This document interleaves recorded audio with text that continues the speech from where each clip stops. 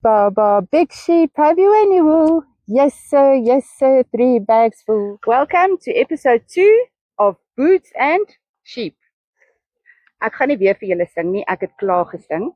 Ons gaan nou 'n bietjie praat oor hierdie pragtige skapies. Baie dankie dat julle vandag hier gekom het. Waardeer dit regtig opreg.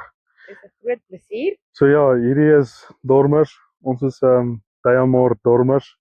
Ons is deel van die genootskap. En ja, hierdie is ons 2 pragtdiere wat ons hierso het. Ons het 'n jaar terug met hulle begin teel. Juis vir die mikpunt om winsgewend te boer. Hulle is een van die beste raste waarmee ons kan boer of 'n mens kan boer om vir vleis as jy gaan kommersieel. Hulle kos na vleis omset is bitter goed. Ek dink jy kry sulke groot doppies uit. Nee, jy kry groot en dit is lekker. Nee, hulle is lekker. En dan moedereienskappe. Jy is een van hierdie wittetjie. Sy hou van lammers steel. Sy steel almal se lammers, maar hulle is regtig goeie maas.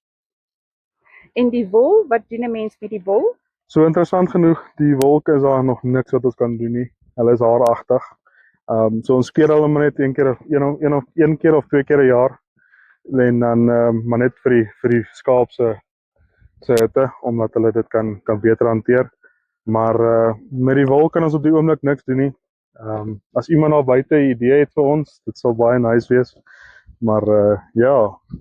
Dit is baie interessant. Mense sal dink dat alle skape se wol is maar dieselfde. Ja, ons het ook so gedag en toe kry ons skeerders uit en sê hulle vir ons nee, sorry, hulle kan nie die wol vat nie. Maar duidelik is hulle vleisskapies. Ja. Ja, so nee. Dis regtig bitter goeie skape. En ons het 'n jaar terug begin met 6, 1 ram en 5 ooe. En ons staan nou op 43. So hulle teel ook, hulle is baie vrugbaar. Bitter vrugbaar.